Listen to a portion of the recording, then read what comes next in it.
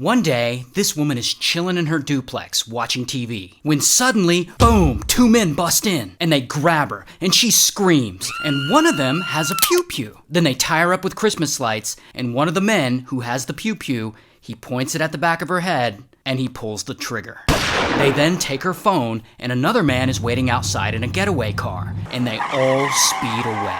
Now the woman, her name is Egypt. She's very well known around town. She's a talented singer.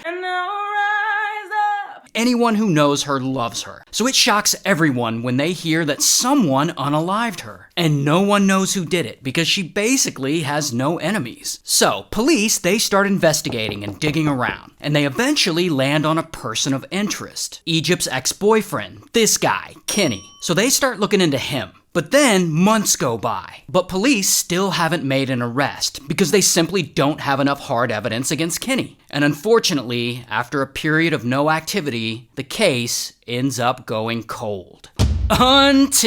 So Egypt, she has a brother, this guy, Dwayne. And Dwayne has long been devastated about his sister's passing. But one day, he meets this woman, Lindsay. And they really hit it off, and they start dating. And Lindsay and Dwayne, they are all into each other. So at some point, Lindsay notices Dwayne has a lock screen on his phone. And on that lock screen is a picture of another woman. So she sees this, and she's like, who is that woman on your phone? And Dwayne is like, oh, that's my sister Egypt. And he tells her about the murder, and that the case is still unsolved. And he tells her police have been investigating it for years at this point, and that they suspect it might be her ex, Kenny. But they don't have any evidence against him, and it's been really hard on Dwayne's family. And Lindsay really likes Dwayne. She thinks he is fine. So she's like, all right, I want to help solve this case. So she immediately gets to work on this. She creates a Facebook group to collect tips and information about Egypt's death, and people start sending in information, and she just like pieces it all together. Then she goes and interviews people. She takes Dwayne and they drive around town and talk to anyone who knew anything about Egypt. She asks them difficult questions, and she starts connecting the dots. In fact, she looks at this case for so long that she starts to realize that all the evidence that points to Kenny is circumstantial and flimsy at best. And that maybe police are pointing fingers at the wrong guy. So Lindsay and Dwayne, they've been giving all this evidence they've collected over to local police. But local police, they don't appear to be doing anything with it, at least not in a timely manner. So Lindsay and Dwayne, they decide that they want state police to take over the case, because state police has a lot more resources. So they go and they file a plea for the state police to take over. And then they wait, and they wait. They even hold a protest march to pressure police to hand the case over to the state, and like thousands of people attend this protest. And then finally, one day, boom, it works. The local police end up handing the case over to the state. So then, state police reviews the case. Now, as I told you, when Egypt was unalive that day, the attackers took her cell phone before they later discarded it. And state police have enough resources to get a warrant to get tracking data and track her cell phone and any other phones that are near it, which they do. And the other phones near it, of course, belong to the attackers. And then 3 months later, kabam, state police arrest 3 guys involved in the crime.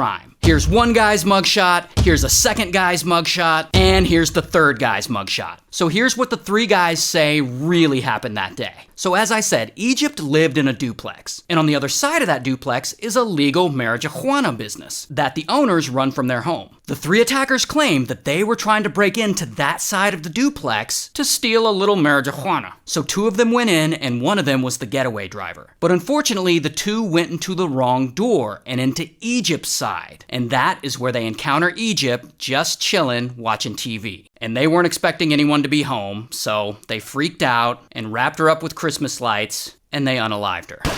Anyway, all 3 men take plea deals. They each got different sentences, but this guy got a minimum of 17 years, this guy got a minimum of 20 years, and this guy got a minimum of 15 years. While Lindsay and Dwayne, they kept dating, they got engaged, and now they're married. So that's cool. Shout out to Michigan.